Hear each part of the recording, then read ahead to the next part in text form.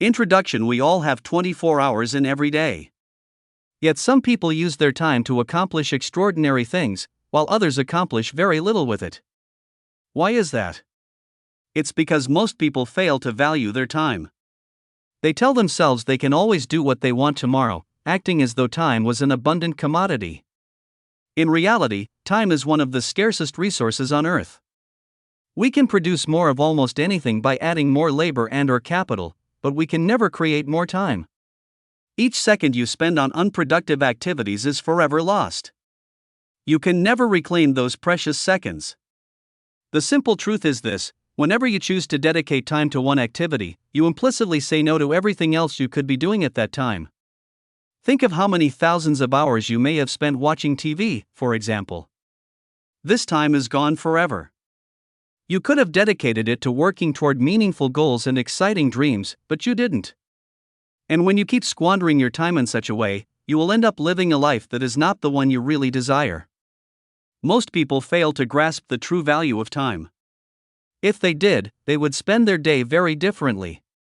Fortunately, we can all learn to value our time more highly. And as we do so, we will inevitably design a more meaningful life. What about you? Are you treating time as your most valuable asset? Are you using it each day to move closer to your dreams? Or are you casual with time, behaving as though it is infinite? Many people envy the investor, Warren Buffett, who is one of the richest men in the world. But I'd rather be me, 4 years ago when I was an unknown author, losing money with my business. Why? Because back then, I had an asset that Warren Buffett could never buy. I had something much scarcer than money. I had time. I had decades ahead of me, and still have, hopefully. Now, think about this: would you rather be in the shoes of Warren Buffett or in your own shoes? Would you rather have time or money? In truth, you're probably wealthier than Warren Buffett. While he is money rich, you are time rich. And if you use your time well, you will be able to achieve many of your goals in the coming years. Do you realize now how valuable your time is? I only started taking serious action toward my dreams when I learned how valuable my time truly was. From that point on, instead of wasting my time, I began to make every moment count. Armed with a simple pen and a sheet of paper, I sat down and wrote where I wanted to be in 5 years. Then, I set goals and took action every day to ensure I was making progress toward them. Today, 5 years later, most of my goals have become reality. I'm now a full-time writer and have sold over 200,000 books worldwide. And I did it in a highly competitive market, in a foreign language, foreign to me. Needless to say, I had to overcome my fair share of self-doubt in the process. However, I did understand that, even if I didn't take any action toward my goals, those 5 years would pass anyway. As such, I determined to make the most of the time, in the hopes of ending up where I wanted to be after the 5 years had passed. You can do the same. You too can achieve wonderful goals. But everything starts by truly valuing your time. If you can learn to value your time, you will be able to reach your dreams and live a meaningful life. By using your valuable time wisely, over the long term, you will achieve more than you can possibly imagine.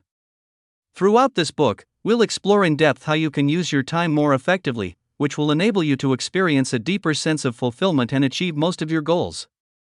In truth, highly productive people are often no smarter than the majority, but they have discovered the true value of time. Seeing every single day as a new opportunity, these productive people make daily progress toward their goals. Would you like to discover how to use your time well so that you can achieve almost anything you desire? The choice is yours. In this book, we'll cover the following topics. In Part 1, Understanding Productivity, we'll talk about productivity and what it really is. We'll see why most productivity systems fail and why you should probably stop reading so many books on productivity. In Part 2, Changing Your Perception of Time, we'll discuss how your current perception of time may lead you to make poor use of your time, and what you can do about it.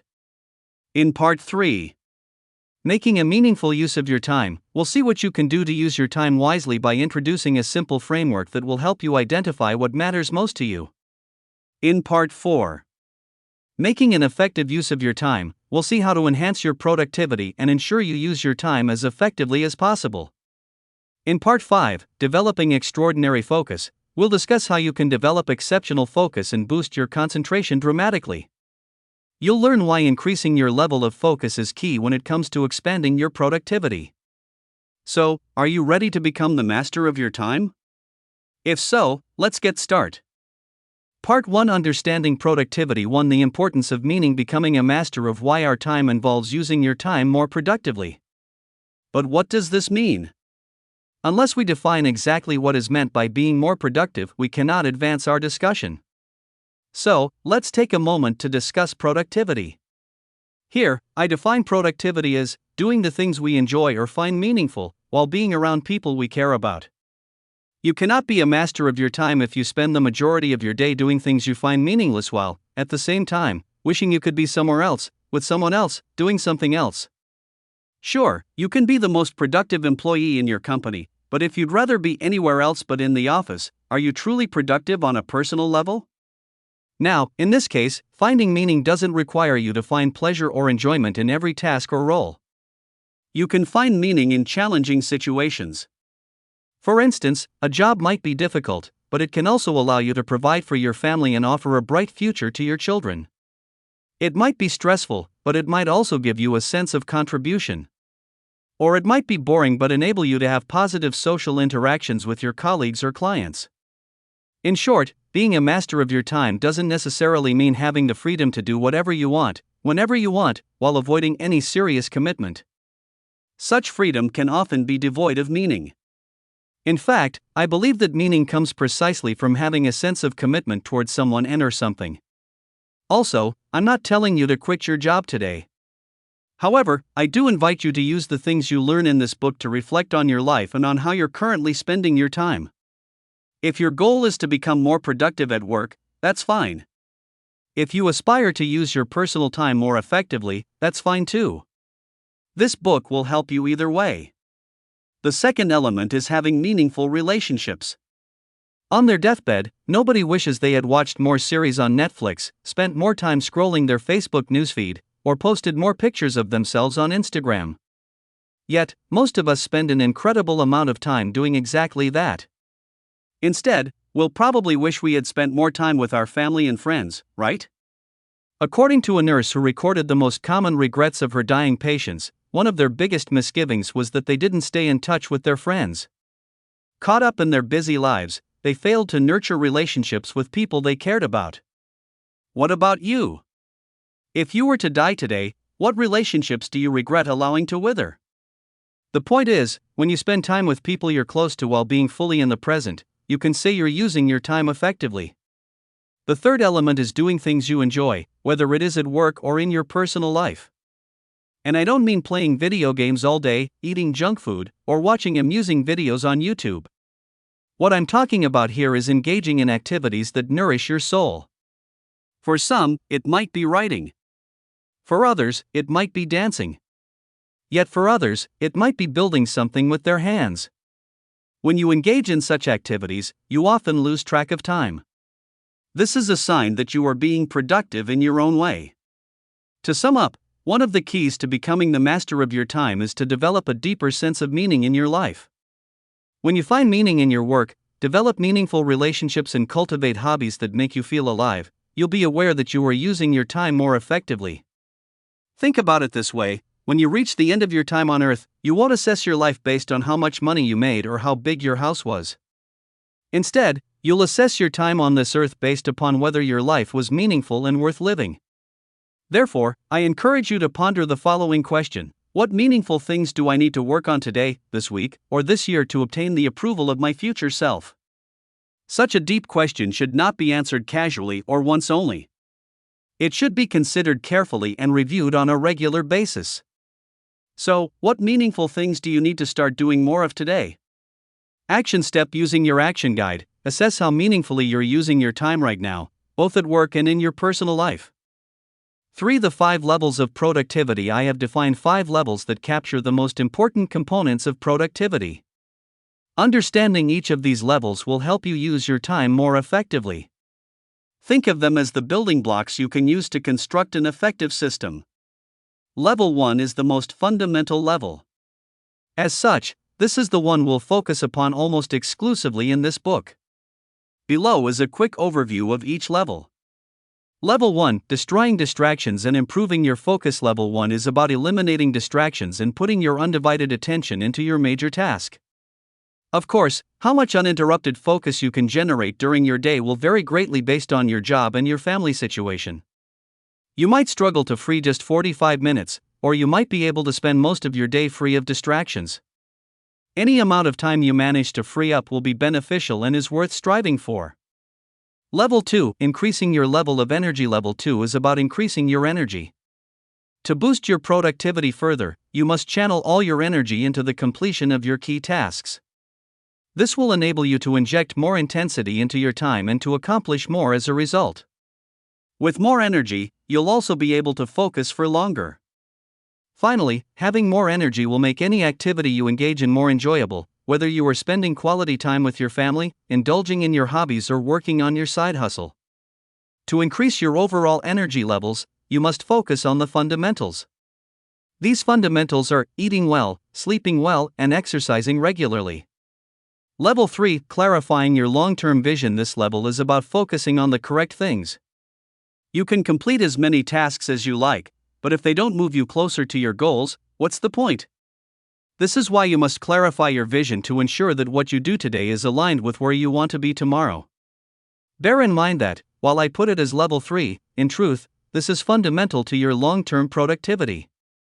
However, I propose that, in the short term, you're better off cultivating your ability to focus. As a bare minimum, make sure you answer the 15 questions introduced in Part 3. Making a meaningful use of your time. 4.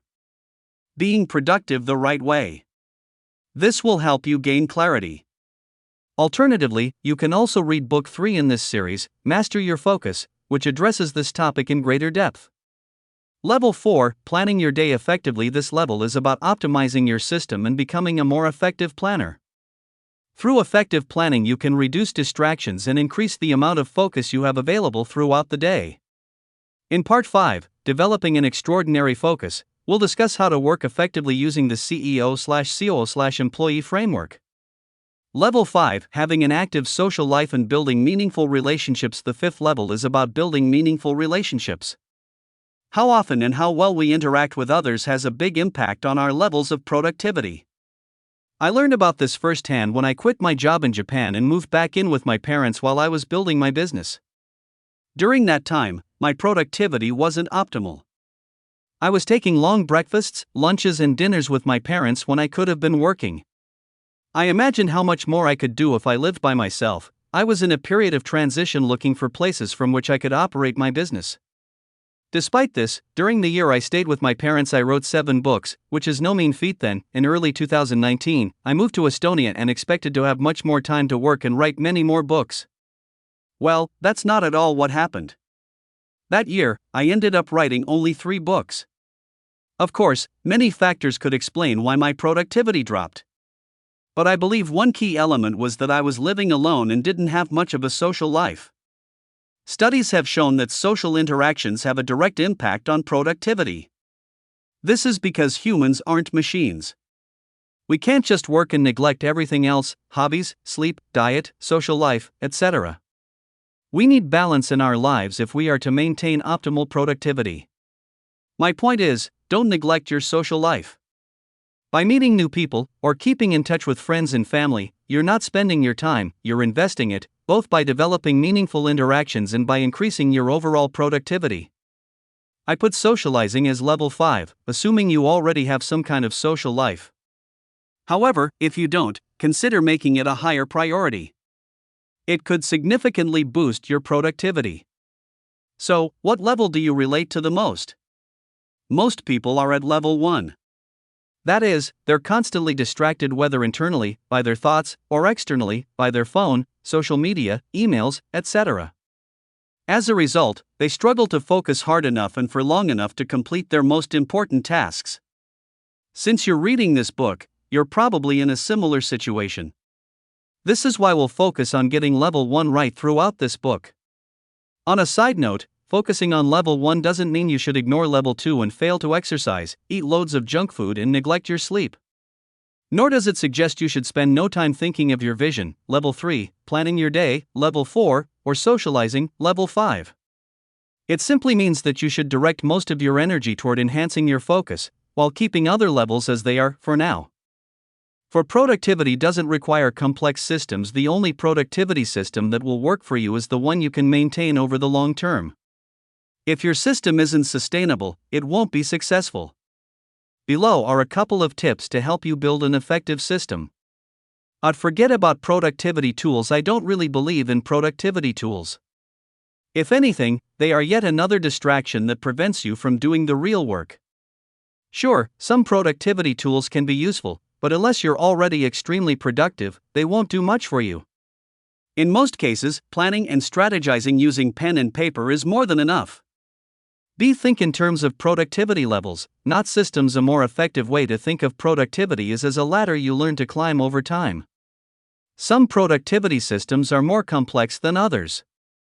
While they may work for people who are already highly productive, they probably don't work for most people. Thus, if such systems failed to work for you in the past, don't feel guilty. Just start with a simpler one. You can implement more advanced systems later if you need to. In this book, I will share a few specific things you can do to turbocharge your productivity. For instance, one of them is to develop a consistent habit of focusing single-mindedly on one task for a long period while eliminating any distraction. This is the first block upon which you can build a more advanced productivity system later on. Next, we'll talk about procrastination and see how you can overcome your tendency to avoid work. Action step: using your action guide, write down what your current productivity system is, if you have one. Is it working for you? If not, how can you make it simpler and more effective? Point 5: what is procrastination and how to overcome it? Let's face it. We all procrastinate from time to time. But, if you're a chronic procrastinator, this section will be essential to your development. To overcome procrastination, you must first understand how motivation actually works and exactly why you procrastinate. Once you do so, it will become easier for you to let go of this disempowering habit. I believe we procrastinate for the following reasons: a lack of clarity, insufficient awareness, poor focus, fear, lack of urgency, lack of effective routines, unnecessary friction, mental overload. Let's have a look at each of these elements in greater depth. As we go through the list, try to identify the main reasons you may be procrastinating in your life. A lack of clarity. Lacking clarity means that you're unsure about why the task matters, precisely what you need to do, and or exactly how you should approach the task. You're unsure about why the task matters. If you're given a task and can't see how it fits into the bigger picture or why it matters, you'll find it hard to develop the motivation required to work on it. This is why you must identify the specific reasons you're working on it. If you keep procrastinating, ask yourself whether you believe the task is truly important. If you can't find a convincing answer, develop specific reasons to do it. Strengthen your why. You can write down your answers to help you do this. Think of what will happen long term if you don't complete the task. What are the negative consequences? Visualize how good you'll feel about yourself once you've completed the task. Just get started while reminding yourself that the task is probably easier than you think. You're not sure about what you need to do. Another reason you may procrastinate is that you lack clarity regarding what needs to be done. Unable to picture the end result, you experience inner resistance, and this, in turn, prevents you from starting. Ask yourself, do I know exactly what I'm trying to accomplish? Can I picture the end results? If not, try the following: take a piece of paper and write down exactly what you're trying to do, or ask your supervisors to give you more detail and clarify what they expect from you. The more clarity you have regarding what needs to be done, the easier it will be to start working. You're unsure exactly how you should approach the task. Perhaps you know what the end result looks like but have no idea how to get there. Not knowing how to approach the task will also create inner resistance and lead to procrastination. When you're in this situation, try the following: write down a specific plan to achieve the task. Ask someone who has already accomplished a similar task to help you define the best approach. Search online for hints on how to approach the task as effectively as possible. As you can see, often you don't procrastinate because you're lazy, but because you lack clarity. To sum up, Whenever you find yourself procrastinating over a specific task, make sure you know why you must complete it, exactly what the end product should look like, and how to approach the task effectively. B. Insufficient awareness. The act of procrastination indicates that you have mental roadblocks and an inner resistance stopping you from doing your work. But it also means you may not fully understand how procrastination works. Lacking awareness means that you fail to understand how motivation works, you're unaware of the mental roadblocks that lead you to procrastinate, and/or you're holding on to erroneous mental models. You fail to understand how motivation works. Motivation isn't some magical tool you must possess before you can solve all your productivity issues. In truth, action usually creates motivation. This means you don't necessarily need to feel motivated in order to do anything. This is what we call the motivation myth. If you buy into this myth, you'll end up procrastinating more and more often. You'll keep telling yourself that you will take action when you have more motivation. However, this type of reasoning is flawed. It is called emotional reasoning. Emotional reasoning is when you assume you must feel a certain way before you can do anything. If this were true, we would all be in big trouble. No, you don't need to feel like doing something to actually do it. For example, you don't need to feel confident enough to ask for a promotion, you don't need to be confident in your writing in order to publish a book, and you don't need to feel like studying in order to study. Often, we refer to the action of doing something when not feeling as though you want to as being disciplined. However, perhaps another way to frame it would be as acting in alignment with reality, the reality that an extraordinary amount of motivation isn't required before we can act. The point is, you don't need to feel like it to do something. Instead, you need to act, and as you do so, you'll feel more and more motivated as you continue. B. You're unaware of the mental roadblocks that lead you to procrastinate. If you're procrastinating right now, it means that there are mental obstacles standing in your way. Consequently, rather than trying harder or beating yourself up, why not identify what these obstacles are? Some examples of common obstacles are making your tasks far bigger in your mind than they actually are. Not being fully convinced you should be working on the task. Perhaps it goes against your values. Perhaps there is something else you want to do instead. Or perhaps you think the timing isn't right. To help you overcome your roadblocks, try the following actions. Chunk down your task until it's so small that you can start working on it without resistance.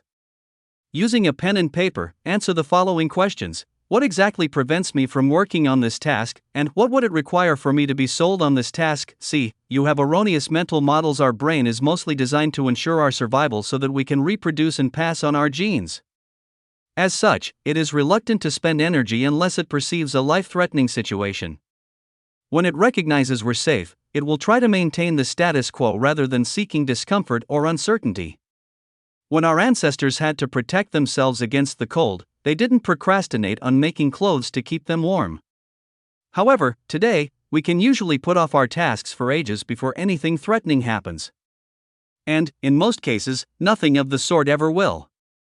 We'll just feel bad, knowing we're letting ourselves down. But we will survive. The bottom line is that people who let their old brain dictate their actions are merely surviving. To stop procrastinating, you must decide, not just to survive, but to thrive. Thriving involves moving beyond your comfort zone and doing what needs to be done whether you feel like it or not. Part 2. Updating your perception of time. Your perception of time has a major impact on the way you use it. Once you begin to perceive your time in a new, more empowering way, you'll find yourself being much more productive. In this part, we'll discuss how to change the way you perceive your time so that you can make the most of it. It starts by using your past, present, and future well. 1. Using past and future properly. In truth, there is no such thing as time. The fact is, you always live in the present moment. Whenever you travel back to the past or project yourself into the future, you do so in the present, but you can only do so in your mind. To put it another way, while the present moment is real, the past and the future are simply mental models we utilize to maximize the use of our time in the present and create a better future for ourselves. Why does this matter? Because we tend to misuse or misunderstand these mental models, which not only creates suffering but also severely impacts our productivity. Let's see how you might be using your past in your future in a disempowering way and what you can do instead. Of using your past effectively. Your past is nothing more than memories you recall in the present moment.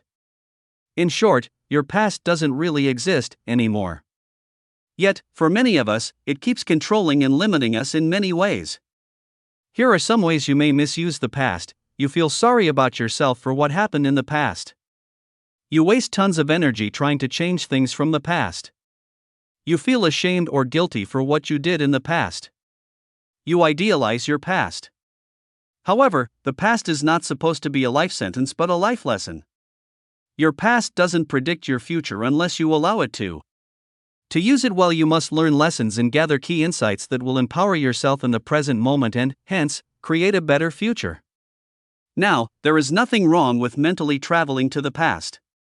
However, make sure you do so as a means to improve your present reality, not as a means to put yourself down. More specifically, I invite you to focus on all the things you did well. Remember all your successes and accomplishments, including small ones. Use them as fuel for your current goals. Remember times when you had courage. Remind yourself of things you did in spite of being afraid. Recall the things that you thought were challenging or even impossible for you, but you did them anyway. Then, feel a sense of pride. Give empowering meaning to negative events. Instead of dwelling on negative events from the past, give them an empowering meaning.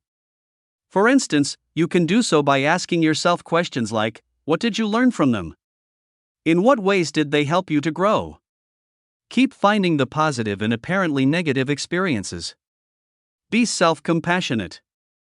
Understand that you didn't know any better at the time. If you had known better, you would have acted differently. Self-compassion acts as a safety net for your mental well-being. It may sound paradoxical, but when you learn to become kinder to yourself, you'll accomplish more in the long term, and you will feel better. Practice letting go of difficult events. Do you keep reflecting on the same events? If so, practice forgiving yourself and others, and then let go. See your past as detached from your present. Instead of letting the weight of your past drag you down, accept that it's over. To do so, visualize your past as a ball and chain that prevents you from moving freely. Then, picture yourself breaking free from your shackles. Experience the feeling of living in a present, untainted by the weight of your past. Repeat this exercise whenever needed. If you want to learn how to replace your story with a more empowering one, you can refer to Book 4 in the Mastery series, Master Your Destiny. Action step: using your action guide, write down the specific ways you may be misusing your past. Then, write down what you could focus on instead, remembering time you had courage, focusing on your accomplishments, etc. B. Using your future effectively. As with every other human being, you were given the wonderful gift of imagination. But how exactly should you use this gift? Do so by projecting yourself into the future you wish to create and reverse engineering what actions you need to take now in order to build it. In other words, you can use this gift by planning for your future. Planning enables you to identify what needs to be done while letting go of everything else you could be doing during that time. This eliminates distractions and establishes a clear path to follow.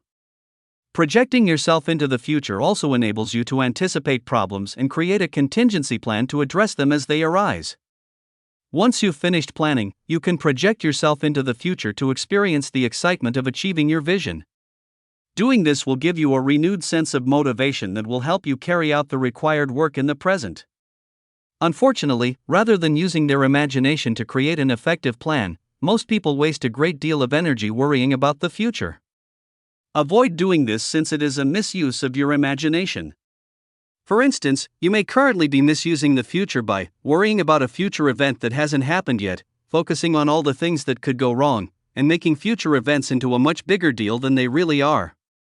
Instead, to make better use of your imagination and your future, I encourage you to visualize your goals and get excited about them. When you picture yourself having already achieved your goals, you create a powerful sense of excitement that you can use to determine your actions in the present. Imagine future events going as you have already planned them. Think of all the ways things can go well in the future. Identify all the things that could go wrong. By preparing yourself mentally for the worst, you can put in place a contingency plan to help you deal with future obstacles. Therefore, visualize the worst-case scenarios and imagine yourself dealing with them. Avoid making future events a bigger deal than they probably are. If you find yourself constantly stressing over an upcoming event, prepare as much as possible in the present if you can. This will alleviate your anxiety. Alternatively, stick to your daily routine and practice immersing yourself in the present moment each day. Also, consider writing down your worries and what you can do about them. Remember, your imagination is a tool you can use to help you make the most of the present moment. Everything not serving that purpose is a misuse of your ability to time travel. Notice whenever you're misusing this magical ability and make changes accordingly. 3. Understanding compound effect and long-term thinking. How often do you consider where you want to be next year, in 5 years, or even 10 years from now? Studies have shown that the ability to think long-term is one of the best predictors of success. People who regularly focus on where they want to be in the future make better decisions in the present. They tend to eat healthier food, be more productive at work, and save and invest more money than others. In his book Goals, success expert Brian Tracy wrote, Dr. Edward Banfield of Harvard University concluded, after more than 50 years of research, that long-time perspective was the most important determinant of financial and personal success in life. Banfield defined long-time as the ability to think several years into the future while making decisions in the present. Unfortunately, we aren't born as long-term thinkers. If anything, we are designed to focus on the short term as part of our survival mechanism, but we can learn. One way to do so is by creating a long-term plan and continuously visualizing where we want to be in the future. As we continually picture our ideal future, we increase our odds of reaching it. By focusing every day on where we want to be years from now, we'll inevitably make progress toward our goal. The key is to understand the power of consistency and how it accumulates over the weeks, months, and years. As human beings, we tend to think linearly. We struggle to grasp the exponential results that daily actions can bring when sustained over the long term. Yet, daily actions are insanely powerful. When performed over a long period of time, they activate the power of accumulation based on the following simple truth: what brings positive changes isn't what we do every other day but what we do every day. For instance, if you study a foreign language every day for long enough, you will inevitably make noticeable progress. Each day will build on the previous one, allowing you to improve your skills. On the other hand, if you only study once a week, the time spent doing so will be fairly ineffective. Why? Because you will fail to set the accumulative effect into motion. You won't build momentum, and you certainly won't see any exponential results. If anything, you'll keep forgetting what you learned previously and will have to revisit the same material over and over. For this reason, 1 unit of time is much more valuable when part of a daily routine than when taken in isolation. Therefore, if you wish to achieve exponential results, learn to leverage the power of consistency. This is what I did with my online business. For the past 5 years, I have worked on it almost every day, which has enabled me to generate momentum and activate the power of accumulation. As a result, I was able to achieve a great deal. What about you? What daily habits could you implement to turbocharge each unit of your time? Here are some examples of the power of daily consistency. If you write just 500 words every day, you will have written 5 books like this one in just 1 year. In 10 years, you'll have written 50 books. And in 40 years, you'll have produced an astonishing 200 books. Of course, there is more to producing a book than just writing. You must also conduct research, develop an outline, create a cover, and so on. But I'm sure you get my point. If you learn just 5 words of a foreign language every day, you'll have learned 1,825 words in a year, and 9,125 words over 5 years. That's enough to be fluent in any language. If you walk just 2 miles each day, you'll have walked over 700 miles in a year. Over 40 years, you'll have walked over 29,000 miles, which is more than walking the circumference of the Earth, which is around 24,901 miles. The point is this: each unit of time is not made equal. When you use the power of daily consistency, you put more energy into each unit of time and set the accumulative effect into motion. Over the long run, this can lead to exponential results that will often exceed your wildest expectations. The power of long-term thinking. Now, thinking long-term is not easy. Rather than delaying their personal gratification, most people want things immediately. And this actually makes sense considering the present is more valuable than the uncertain future. However, visualizing a compelling future can also drive you to act in the present with a higher level of excitement. In fact, some studies have shown that people often derive more pleasure from anticipating a future event than from the event itself. Remember your last vacation. You probably enjoyed planning your trip weeks, if not months, ahead of time. You already saw yourself relaxing on the beach. You imagined yourself having fun with your family or friends. Or you visualized yourself exploring a new city, feeling totally free and relaxed. The point is, thinking long-term is much easier when you have an exciting vision you can't wait to turn into reality. Under these conditions, the present moment becomes an opportunity to move toward that vision. Each small step moves you closer to your goal and becomes a reason to rejoice and celebrate.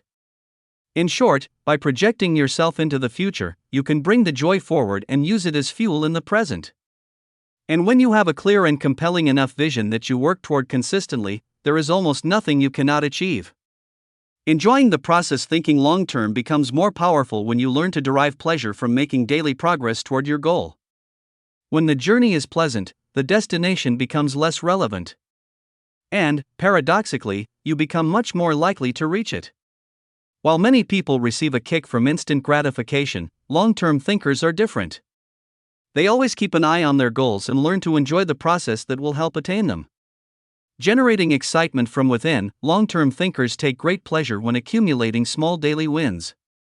Eager to make progress, they never stop projecting themselves into the future, knowing they're moving closer to their dreams each day. Slow and steady progress becomes the yardstick they use to measure their progress. The bottom line is, if you spend time thinking of your long-term vision every day, you'll inevitably achieve more than you otherwise would. For instance, I often visualize myself accomplishing my goals. I see myself writing all the books I've planned to write this year and can't help but feel excited about being so productive. I'm also hopeful they'll reach a large audience and will be useful to as many readers as possible. While I do procrastinate, sometimes more than I'd like to, I'm eager to make progress each and every day. I just know that if I continue to do so, the future will be bright. As I like to repeat to myself, do the work and you can have anything you desire in your life. What about you? Are you deriving pleasure from moving closer to your goals, or are you succumbing to instant gratification and procrastinating over the things that really matter to you? When the excitement of making daily progress becomes stronger than the pleasure you receive from instant gratification, your ability to achieve long-term goals will increase dramatically. Consequently, you should work on shifting the balance by envisioning all the wonderful things you're about to create. Then, go back to work. Action step: complete the following exercises in your action guide. Write down the one daily habit that would have the biggest impact on your productivity long-term if you were to implement it.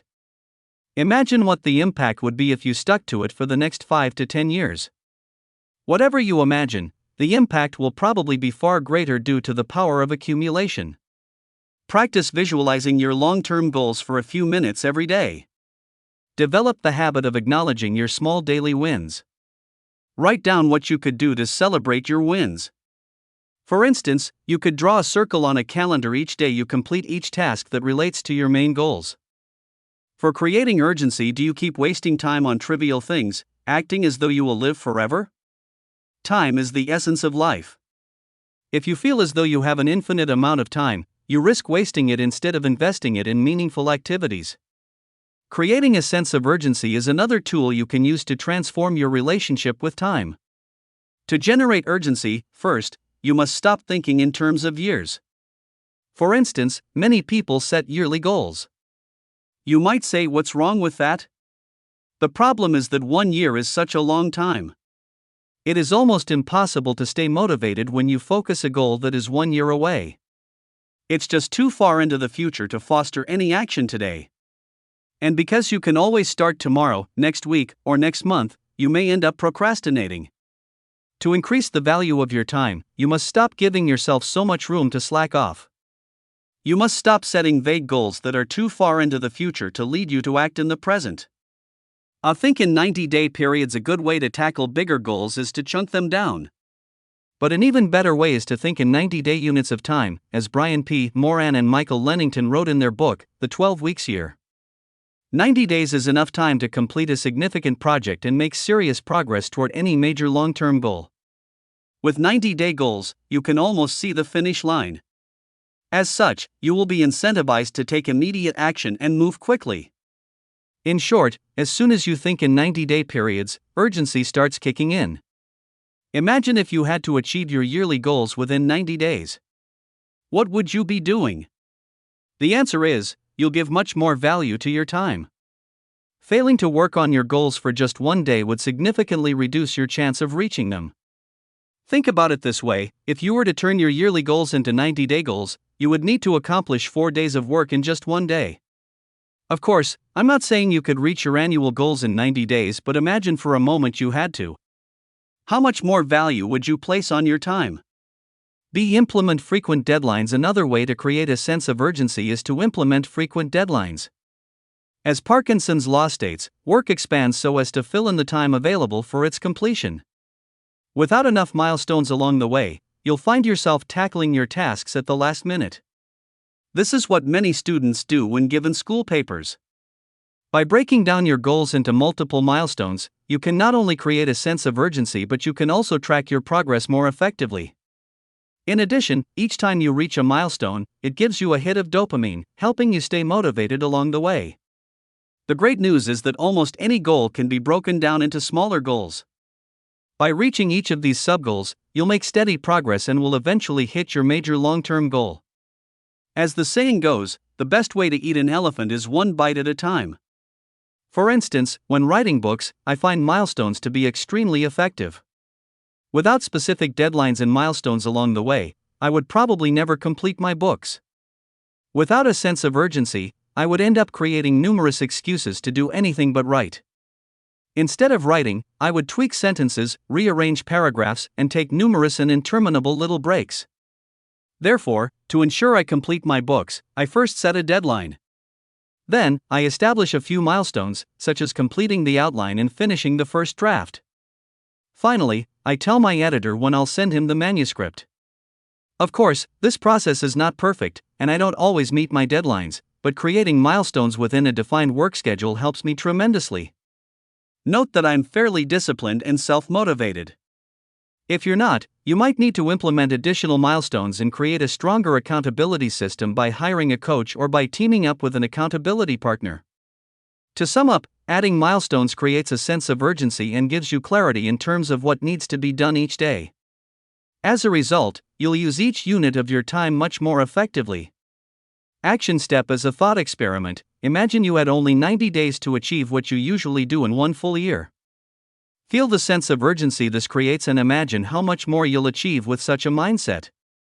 Now, choose one long-term goal and write it down in your action guide. Break it down into a few 90-day goals. Make sure it is a tangible goal you can picture. Make it a little challenging, to create urgency. Add specific milestones by setting monthly and weekly goals. Finally, write down what you need to do today to start making progress toward those goals. Now, let's see in greater depth how you can use your time more effectively. In the next part, you'll discover 7 criteria you can use to assess how effectively you're using your time. Exciting, isn't it? Part 3: Making a meaningful use of your time. To become a master of your time, you must learn how to use it meaningfully. But what does this mean, and what criteria should you take into account to accomplish it?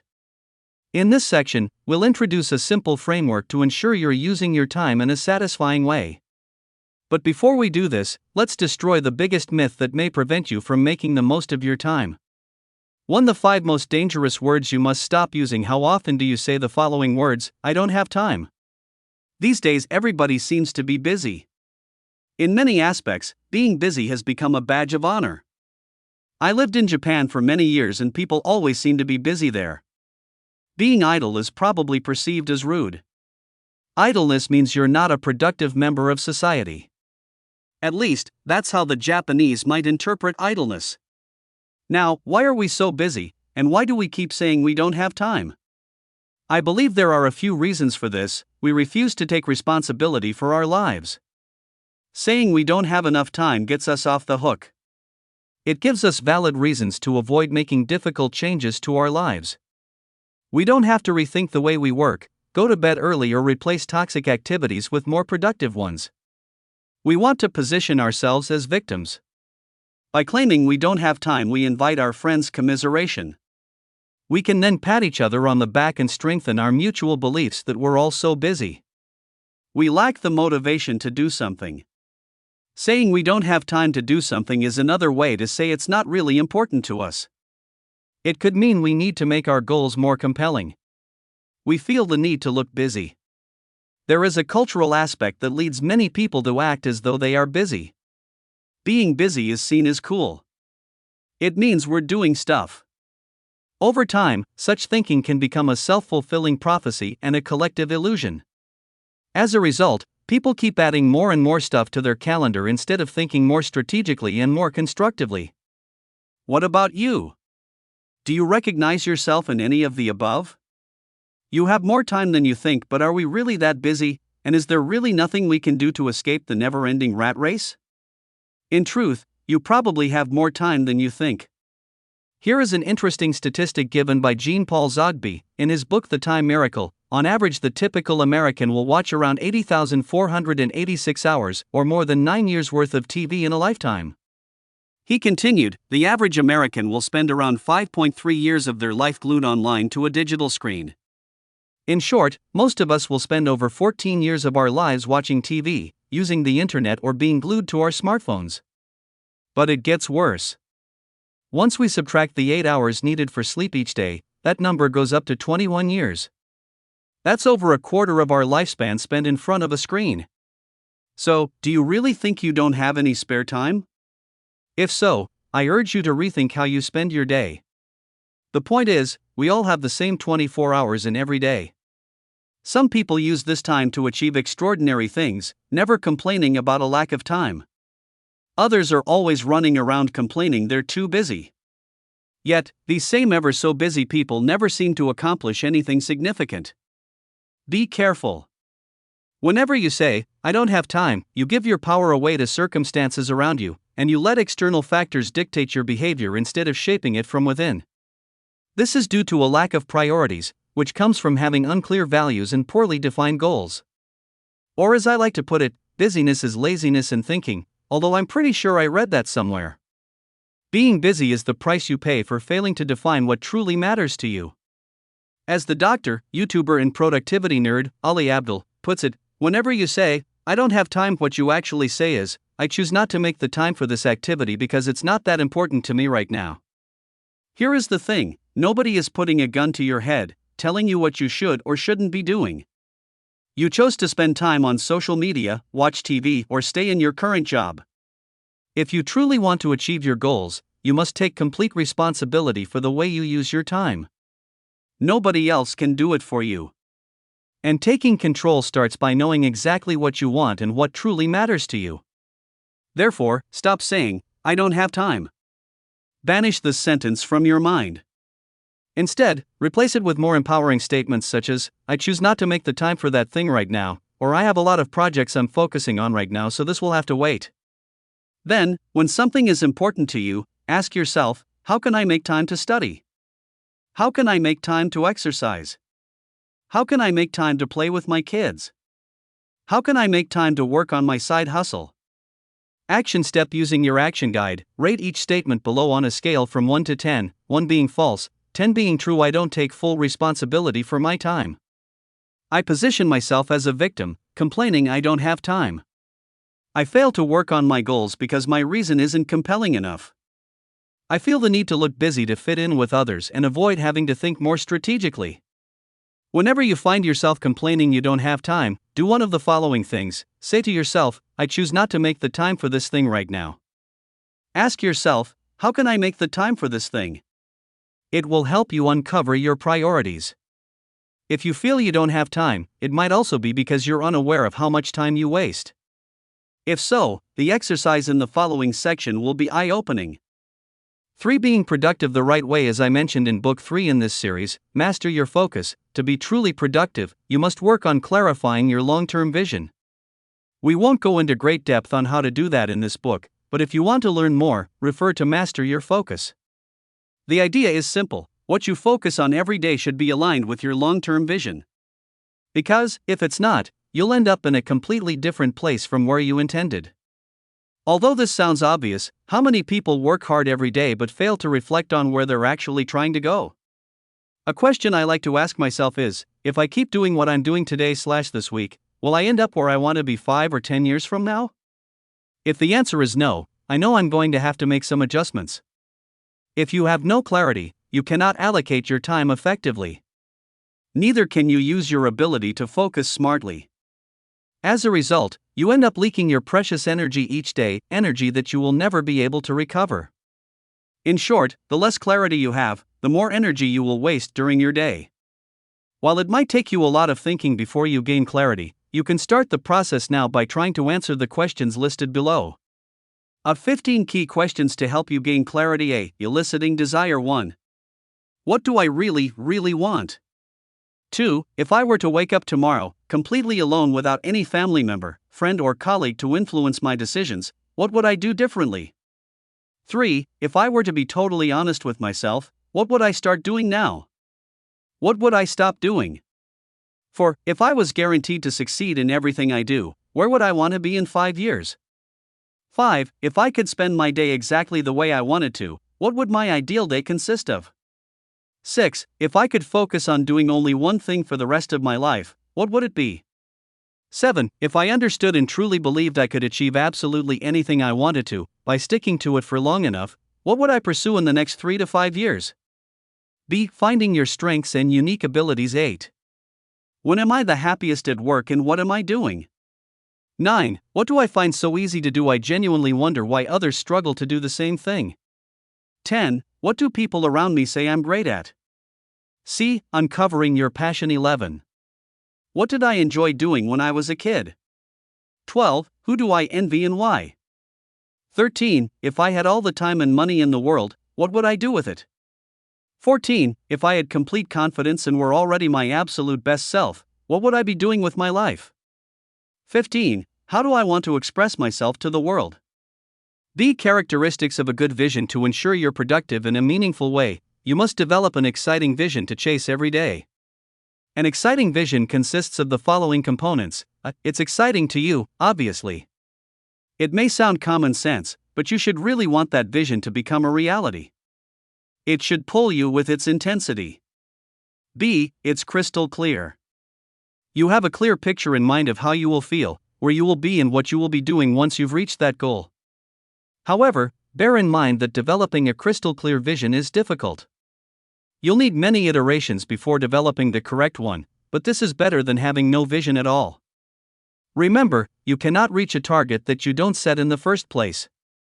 A clear vision will enable you to reverse engineer what you need to do and ensure you make progress each and every day. C. It is aligned with your values. We all value different things. Your vision should be aligned with your core values. It should allow you to live by them every single day. Values are not abstract things you talk about during cocktail parties to look smart. They are things that directly influence the way you live your life and dictate most of your decisions. For example, someone who values autonomy above anything else will make different choices at work or in their personal life than someone whose primary value is contribution or connection with others. Think of your values as being your philosophy or your way of life. Also, make sure that your values are yours, not values imposed on you by people around you or by society as a whole. Finally, when you write down your top 3 values, define them as specifically as possible. For instance, let's say you value safety the most. If so, what exactly do you mean by safety? Safety could mean working for the government or a major conglomerate with little or no risk of being made redundant, living in a neighborhood where you can go out at any time of the day or night without fear for your safety, or having the confidence in your ability to switch jobs or find a new job easily because of the experience and the skills you have developed over the years. As you can see, the same values can mean different things to different people. D. It allows you to feel alive and to express yourself the way you wish. Your vision should give you a framework within which you can express yourself in a meaningful way. That is, it should enable you to live by your core values but also to express your strengths and unique personality traits. E. It pushes you to challenge yourself. Finally, your vision should also push you to challenge yourself and move beyond your comfort zone. This will allow you to feel alive and thrive instead of just surviving or going through the motions. The more you learn about yourself, the more powerful your vision will become, and the better results you will achieve in every area of your life. So, make sure you take time to build your vision and refine it over time. Having a great vision will ensure that you're making effective use of your time and, as a result, are truly productive. Action step: using your action guide, answer the 15 questions. Write down your vision. Don't worry if it's still vague, as you can refine it over time. For how to use your time well, we all want to make the most of our time, but how can we ensure we do so? In this section, we'll review a few criteria to consider when deciding the best way to allocate your time. I believe time well spent should include one or more of the 7 components below. 1. Meaningful. Does the thing I work on have meaning to me? Does it align with my values, personality, or goals? Is the time I spend with this person or this group of people meaningful? Do I enjoy the conversation? Do I experience a sense of connection? Does what I do enable me to express my creativity? Does it nourish my soul? Does it make me come alive? 2. Enjoyable. Do I genuinely enjoy what I do? Is it fun? Does it make me smile or laugh? Does it help me relax? 3. Challenging. Is what I do challenging? Does it require me to move beyond my comfort zone and try things I've never tried before? Does it require me to stretch my current skills? Does it engage my creativity and my problem-solving skills? 4. Memorable. Does what I do create great memories I'll remember for years? Is it exciting or new? Is it playful or even somewhat silly? 5. Self-worth enhancing. Does it enhance my self-worth? Does it build my character and improve me as a person? 6. Effective. For work/study, is it the most effective way to approach my task or work on my goals, or could I do it more effectively? 7. Health enhancing. Does it help me stay healthy or improve my health? Now, let's look at specific examples to help you understand each criterion more deeply. For instance, just a few weeks ago I was watching Netflix for many hours each night. Now, was this a good use of my time? Well, let's find out using the criteria above. Was it meaningful? No. No, I cannot say it was meaningful in any way. Was it enjoyable? Yes, in a sense I can say it was, at times. But can I say I genuinely enjoy watching Netflix for so many hours? I'm not sure. Was it challenging? No. Though I watch movies in English and Japanese and don't always understand them 100%, I wouldn't exactly call it challenging. Was it memorable? No. I will have created no valuable memories from watching Netflix. In truth, I could spend hours watching TV or Netflix every day, thousands, if not tens of thousands of hours over my lifetime, and have basically created no positive memories from having done so. Did it enhance my self-worth? No. If anything, it made me feel bad about myself after a while. Was it effective? No. I did not actively engage in it as part of my work or study, so this doesn't apply. It's certainly not an effective use of my time. Was it healthy? No. There is nothing remotely healthy about lying on the couch, watching a screen for hours on end. To conclude, while watching movies on Netflix once in a while might be fine, based on the 7 criteria mentioned above, in this specific situation, I cannot consider it an effective use of my time. Now, one of the main reasons I wasted so much time on Netflix is because I hadn't filled my schedule with more meaningful activities.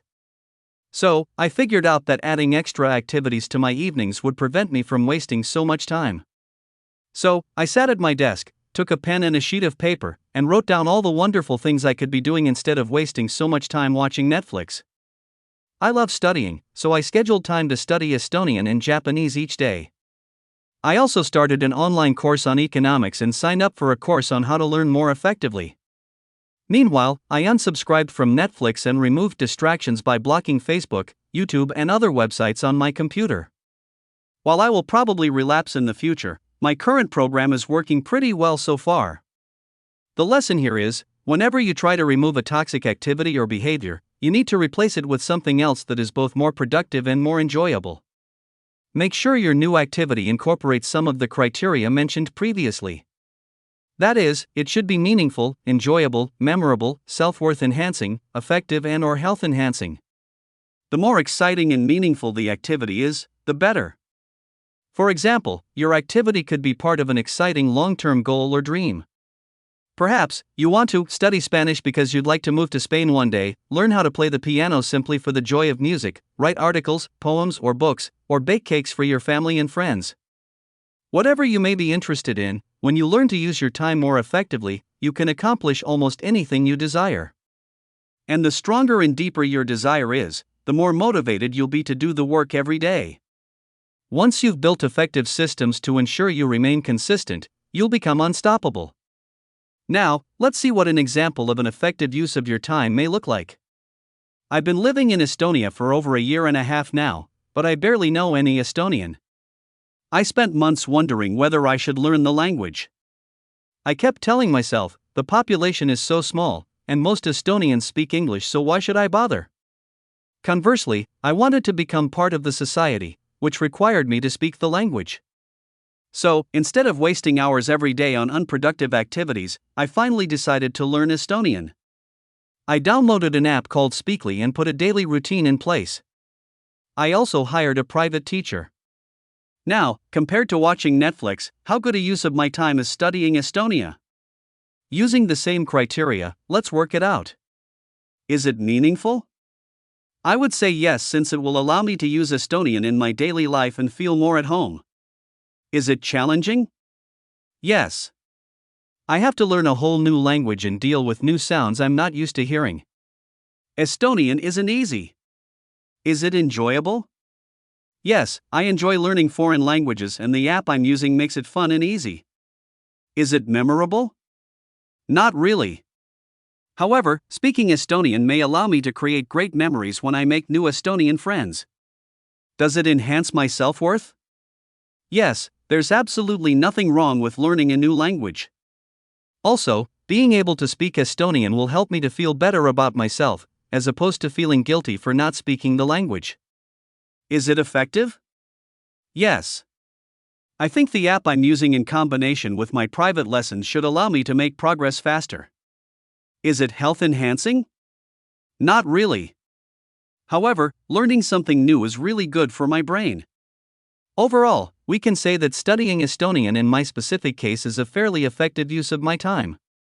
The bottom line is, with the help of the above 7 criteria, you can increase the subjective value you put in each unit of time you spend subsequently. What about you? How could you increase the value you get from your time? How could you use it more effectively, every day, so that you can achieve your goals and dreams? What new activities could you start focusing on? What unproductive activities could you eliminate once and for all? Action step: using your action guide, look at all the activities you engage in during a typical day/week. To help you, review the time log you created earlier. Then, using the 7 criteria described above, assess how much value you're actually gaining from each activity. Finally, select one unproductive activity and replace it with a new, more meaningful one. 2. How to store time. As we now know, time is one of our most precious assets. Every second that passes is gone forever. And, unfortunately, we cannot store our time for later use. Or can we? Although we cannot stop time, there is a specific way we can buy back time to have more of it available in the future. The tool that enables us to do this is money. Using money to store time. While some people strive to make more money so that they can increase their social status, gain power, or buy luxury items, in my opinion, this is not where money's true power lies. The power of money lies in its ability to store our energy and time so that we can use it in the future. In fact, accumulating money allows us to buy back time. To regain control over your time, you must understand what money is and how you can use it to buy your way to freedom. For example, if you can save money each month, you might be able to retire a few years, or even a few decades, earlier than most people. This is what the proponents of the FIRE movement work toward. FIRE stands for Financial Independence, Retire Early. The money you saved can be invested so that it works for you and increases over time. I invite you to see money as freedom, the freedom to make better use of your scarcest resource, your time. Think about it this way: money enables you to store the fruits of your labor. Without it, you would be forever doomed to work to meet your basic needs. Each dollar you save gives you an opportunity to reclaim part of your future. In short, saving money gives you options. When you're able to save enough of it, you can decide to take a break from work, invest the money in a side business, or change your career for a more enjoyable job that may not pay as well. In a way, because it multiplies your options and enables you to buy back your time, saving money might be the ultimate productivity tool. On the other hand, you can earn a lot of money, but unless you're able to save and invest some of it each month, you'll end up running like a hamster in a wheel, never being in control of your time. You'll always be one crisis away from losing everything: your job, your home, your lifestyle, etc. It's even worse when you're in debt. Being in debt forces you to utilize your time to repay your creditors. This time cannot be used to meet your needs, nor can it be stored for future use. Here's the point. Money isn't evil. Money allows you to store the fruit of your labor and use it to buy back time. To become a master of your time, you should reassess your relationship with money. Understand that money is stored time. Then, begin to save and invest more money so that you can reclaim your time at a later date. Action step: write down what you would do if you could store time, for example, retiring early, changing your career, dedicating more time to your hobbies, etc. B. Becoming a smart consumer. We often buy things without checking whether they're worth our money and time. To assess whether you should buy something, calculate how many hours you need to work in order to buy it. Let's say you want to purchase a new phone that costs $900. If you earn $15 per hour, you'll need to work 60 hours before you can acquire it. Now, is that a lot or a little? I don't know. It depends on how useful you think the phone will be. Perhaps, buying a less expensive model would be good enough for you. Or, perhaps, you absolutely love that particular phone and want to buy it, irrespective of the cost. Understanding hidden opportunity costs. It is important to understand that with every purchase you make there is an opportunity cost. You cannot both spend your money on a new phone and save it. Each dollar spent is a dollar not invested. In other words, each dollar spent is accumulated time you're voluntarily giving away, i.e., the time you've stored by making that money through work. And because the money you invest can increase multifold over several decades, what you choose to buy or not to buy is much more important than you think. For instance, let's say you've just got your first job out of college. Excited to be making money and eager to reward yourself, you decided to buy yourself a nice car. To do so, you take a $30,000 loan that you will repay over the course of several years. There's nothing wrong with that, is there? After all, you're making money now. However, this seemingly inoffensive purchase comes with huge opportunity costs. Let's say the total cost of the loan, including interest, is $40,000. Then, let's assume it will take you 8 years to pay the loan back in its entirety. In this case, you'll have to pay back $417 per month, which is $417 you won't be able to use for anything else each month. Now, what if you chose to invest the $417 each month for 8 years at an annual return of 5% after inflation? By the end of the 8 years, you'll have amassed $47,783. But that's not the most impressive thing.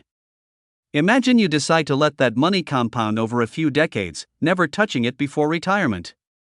Let's be conservative and use 30 years. At the end of this 30-year period, you'll have amassed $206,515.98. Not bad, eh? Having this much extra in the bank will give you more options.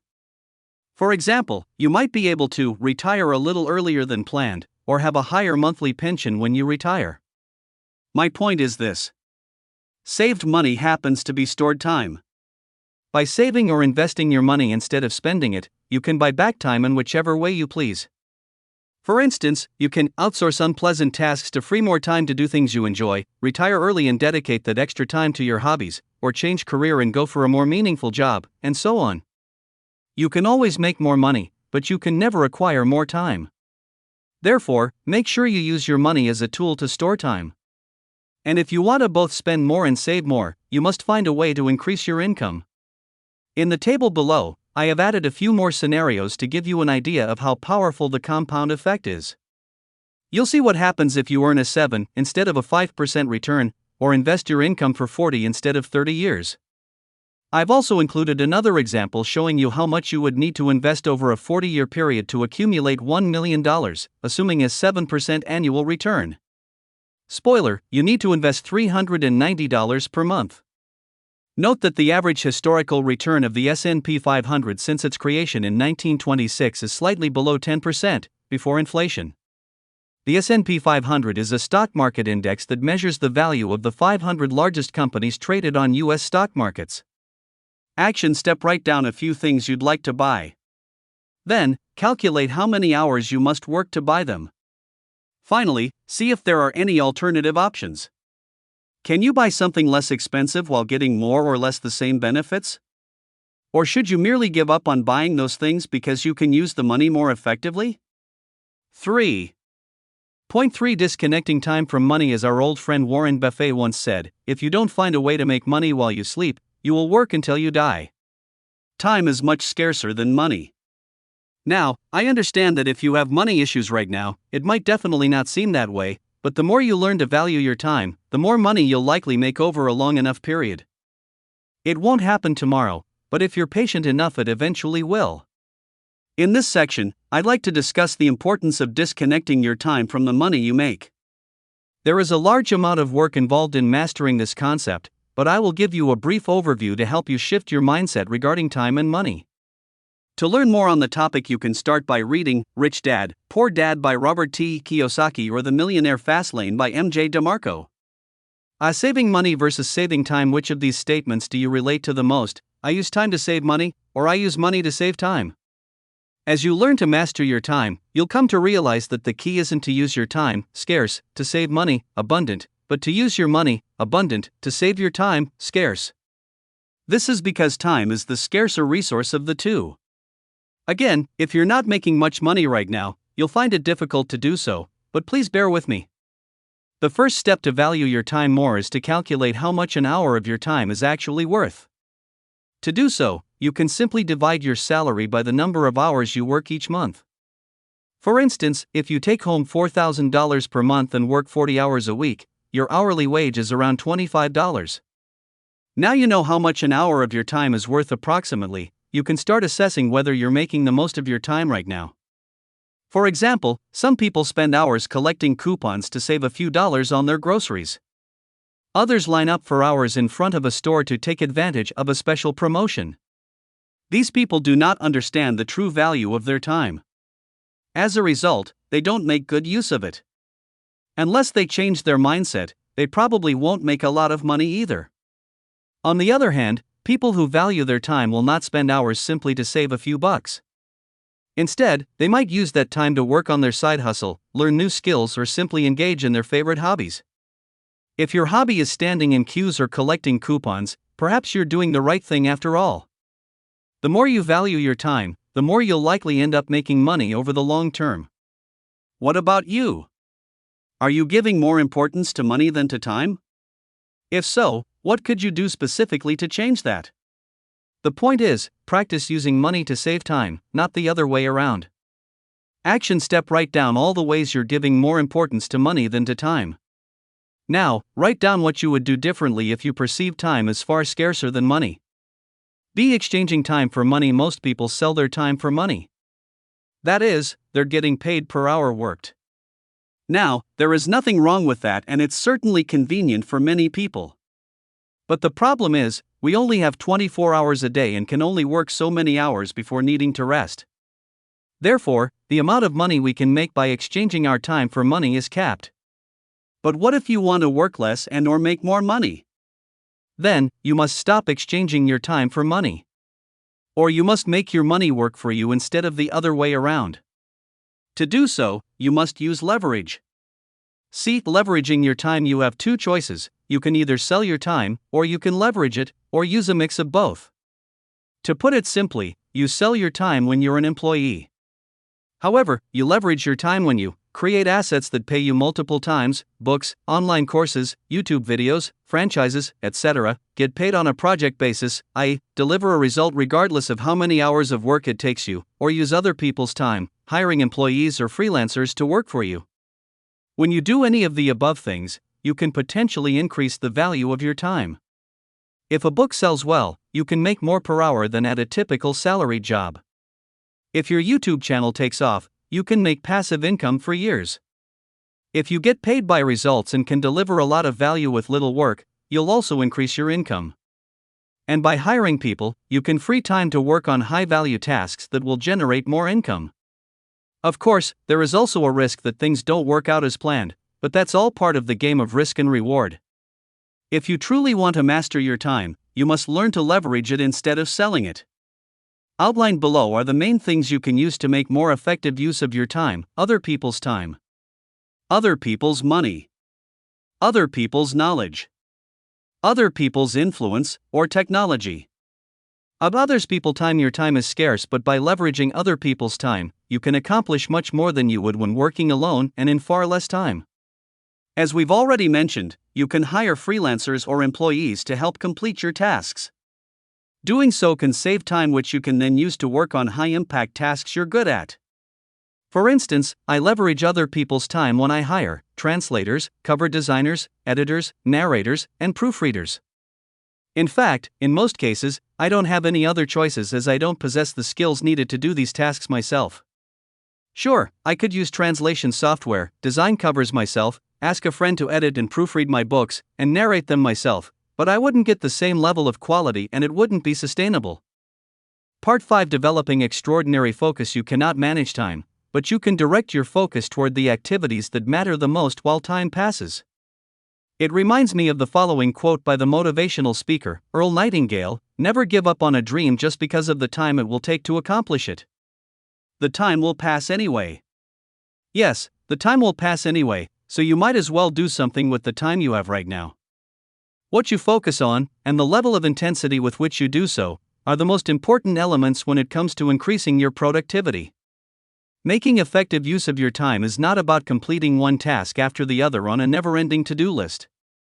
It's not about multitasking either. It's about focusing properly. Focusing enhances the intensity you put into your work, and thus increases the value of each unit of time you use in that way. Remember, the energy you have each day is severely limited. It acts as a bottleneck on how much you can do. Focus is what enables you to make effective use of that scarce energy instead of allowing it to dissipate. Sadly, most people are not energy efficient, and they lose an incredible amount of energy each day by failing to protect their focus. For instance, they keep switching from one task to another, preventing their brain from entering a deep state of concentration and wasting a lot of energy in the process. They allow themselves to be interrupted multiple times